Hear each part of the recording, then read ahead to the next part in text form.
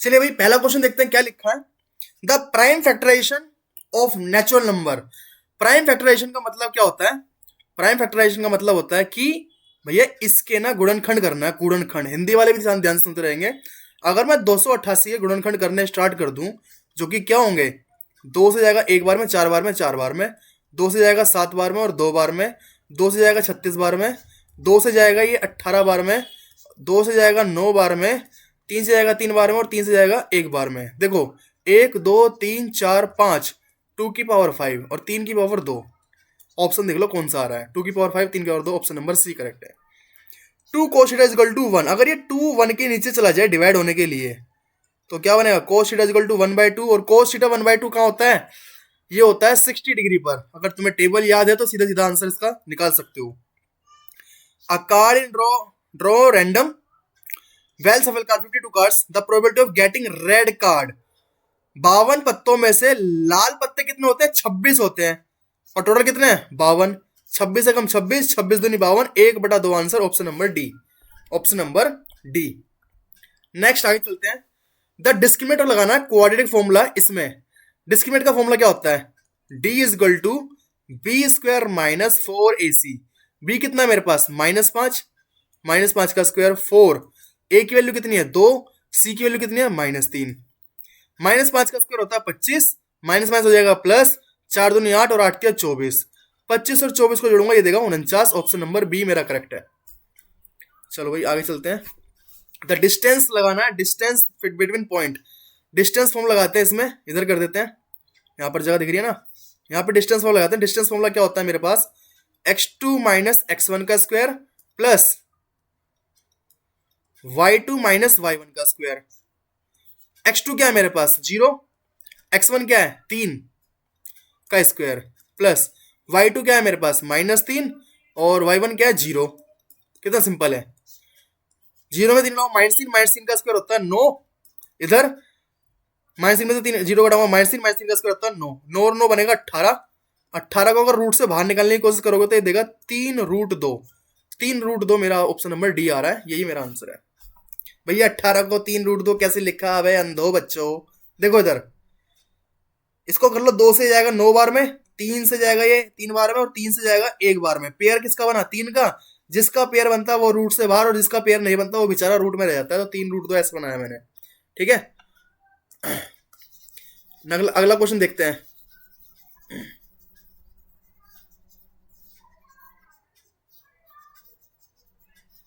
चलो क्या लिखा अगला question?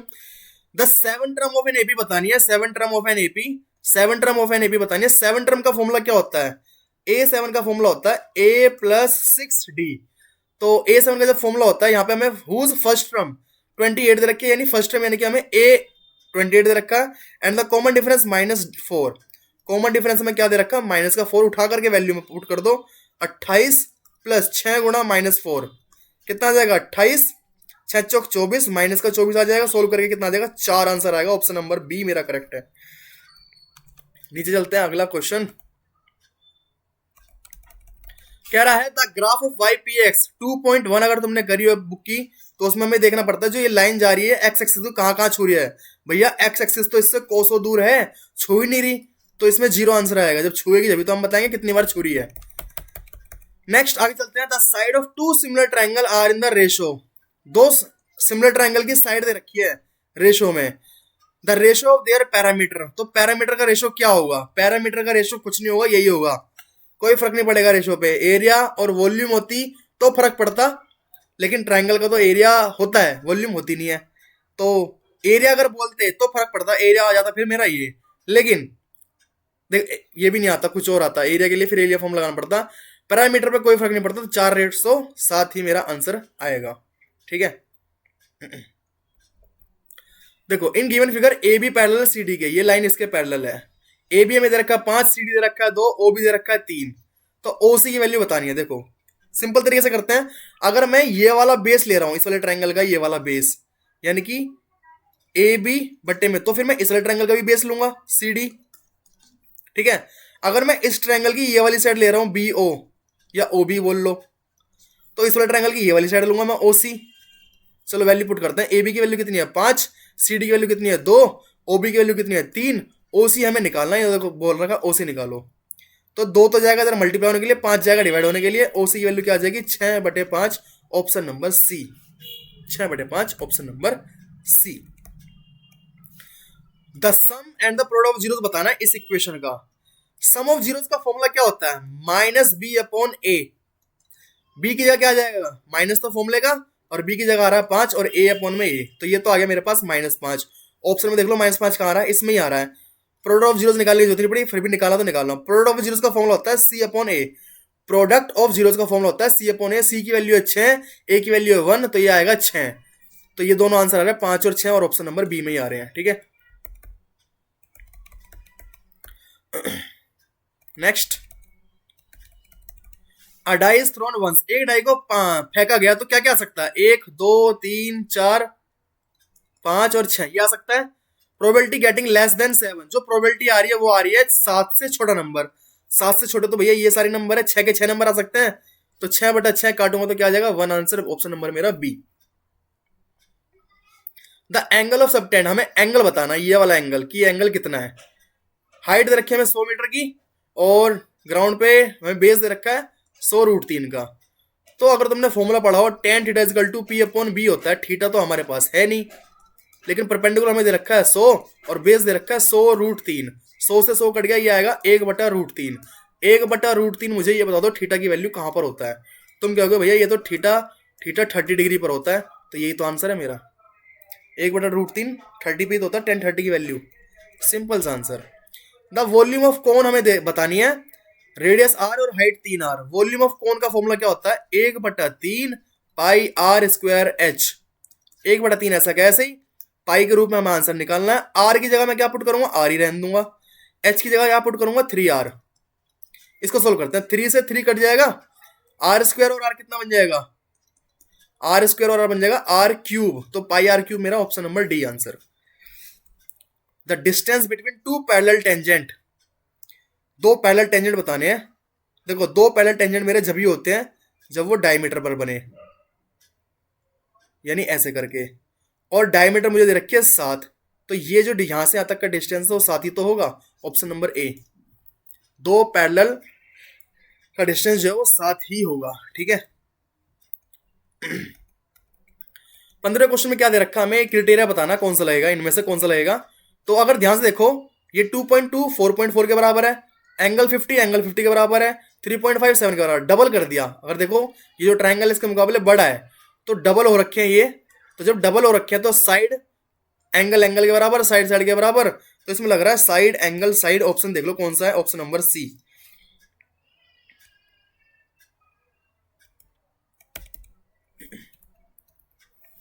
The larger of two supplementary angle, दो सप्लीमेंट्री एंगल है, यानी कि मैं मान लेता हूं x प्लस वाई है, उनका सम दे रखा है 180। तो जो लार्जर एंगल है, larger angle exceed the smaller, जो बड़ा वाला एंगल है, एक्सीड मतलब बड़ा है कितना 18। अगर बड़ा वाला मेरा x है तो कितना बड़ा है वो 18 बड़ा है। तो मुझे बताना what is the measure of the larger angle. Larger angle की वैल्यू बताओ, y से y कट जाएगा, ये देगा मुझे 2x, 18 में 180 में 18 जोड़ूंगा तो ये आएगा 198। 2 जाके डिवाइड हो जाएगा, x की वैल्यू क्या आ जाएगी, x की वैल्यू आ जाएगी 99 डिग्री, और बड़ा वाला एंगल मेरा यही है क्योंकि बड़ा वाला मैंने x माना था, तो ऑप्शन नंबर मेरा बी आ जाएगा। पैरामीटर बताना है एबीसी का, ये ट्रायंगल दिखाई दे रहा है तुम्हें ये वाला, इसका पैरामीटर बताना है। चलो देखो, हमने पढ़ा है टेंजेंट जो होते हैं मेरे बराबर होते हैं। अगर ये 6 है तो ये वाला भी मेरा क्या होगा 6 होगा, अगर ये 4 है तो ये वाला भी मेरा क्या होगा 4 होगा, अगर ये 5 है तो ये वाला भी मेरा 5 होगा। ये पूरी साइड कितनी होगी, 6 5 11, 5 4 9 और 6 4 10, जोड़ दो इसको, 11 + 9 + 10 कितना देगा, 30 देगा। Option number A, option number A. Parameter का फॉर्मूला ये होता है, तीनों साइड को जोड़ दो। इधर आ जाओ, क्या निकालना है इसमें, हमें क्या दे रखा है, बीसी और बीडी टेंजेंट दे रखे हैं, ये दो टेंजेंट है बीसी और बीडी। सेंटर ओ, रेडियस हमें दे रखी है 9 की, ओ भी मुझे दे रखा है 15 का। तो बीसी और बीडी यानी इन दोनों टेंजेंट को जोड़ के ही बताना क्या आएगा। तो अगर मेरे को ये वाला मिल जाए तो दूसरा तो दूसरे के बराबर होता है, तो बस एक निकाल लो और इसमें लगा दो तुम पाइथागोरस। तो इसमें अगर मैं ये हाइपोटेनस है और ये बेस है तो परपेंडिकुलर निकालना है मुझे, तो एच का स्क्वायर पी का स्क्वायर प्लस बेस का स्क्वायर। एच कितना दे रखा है मुझे 15, परपेंडिकुलर कितना है 9, बेस मुझे निकालना है, बेस यानी कि बीसी निकलेगा। 15 का स्क्वायर होता है 225, 9 का स्क्वायर होता है 81, 81 इधर जाके हो जाएगा माइनस, कितना देगा ये, 225 में अगर 81 घटाऊंगा तो ये देगा मुझे 144, स्क्वायर जाके इधर बनेगा रूट, 144 किसका रूट होता है, ये तो 12 का होता है, यानी कि बेस बेस सॉरी ये परपेंडिकुलर निकला है, ठीक है, ये सब गड़बड़ हो गई है ना, परपेंडिकुलर यानी ये बीसी निकला है, मैं इधर लिख देता हूँ, ये बीसी निकला है, बीसी मेरे पास कितना आ गया 12, जब बीसी की वैल्यू 12 है तो बीडी की तो 12 होगी, क्योंकि टेंजेंट मेरे बराबर होते हैं, तो बीसी प्लस में बीडी अगर मैं करूंगा, जो कि दोनों की दोनों 12 के 12 है, 12 12 प्लस 24 आ जाएगा, और ऑप्शन नंबर सी मेरा आंसर है, टेंजेंट मेरे बराबर होते हैं। नेक्स्ट, जल्दी पहुंच गए, क्या आ रहा है यहाँ पर 19वें क्वेश्चन में, असर्शन रीजन में, tangent to a circle perpendicular the radius through the point of contact, हाँ होता है, देखो ये सर्कल है, अगर ये पॉइंट ऑफ कॉन्टैक्ट है मेरा ये वाला, और यहां से एक रेडियस चली है ये आर, ये क्या परपेंडिकुलर नहीं होता, होता तो है, तो असर्शन मेरा ठीक है। The length of tangent drawn from external point to a circle are equal, external point पे कोई ये बाहर पॉइंट है, ये दोनों बराबर होते हैं, हाँ बराबर तो होते हैं, ये बात भी ठीक है, लेकिन इसका और इसके बीच में कोई भी संबंध नहीं है, यानी दोनों मेरे ठीक है, असर्शन भी ठीक है, रीजन भी ठीक है, लेकिन आर जो है वो एक्सप्रेशन नहीं है, तो इसका ऑप्शन बनेगा कौन सा, both assertion and reason are true but reason is not correct explanation of A, option number B इसका बनेगा, दोनों ठीक तो है लेकिन इसके और इसके बीच में कोई भी संबंध नहीं है। लास्ट क्वेश्चन बचा इसका 20वां, फिर चलेंगे हम 2022 के पेपर में, ये 2023 का पेपर चल रहा है आपके सामने। चलो देखो क्या लिखा है, the system of linear equation में दे रखा है ये इनकंसिस्टेंट, इनकंसिस्टेंट मेरा कब होगा, ए की कंडीशन में होता है जब हमारा a1/a2 इक्वल में b1/b2 और नॉट इक्वल में c1/c2 होता है, अगर ये इसको वेरीफाई कर गया तो मतलब ये पहला वाला ठीक है। चलो चेक करते हैं, a1 की वैल्यू कितनी है 3 और इस a2 की वैल्यू कितनी है 15, b1 की वैल्यू है 5 और इसकी वैल्यू कितनी है 25, इधर नॉट इक्वल में क्या आना चाहिए, इसकी वैल्यू है -4 और इसकी वैल्यू है -25, ये देगा मुझे 1/5, ये भी मुझे 1/5 देगा और ये मुझे 4/25 देगा। देखो ये दोनों तो इक्वल आ रहे हैं जो कि आने चाहिए थे, लेकिन तीसरा वाला इक्वल नहीं आ रहा, तो ठीक है, असर्शन मेरा ठीक है।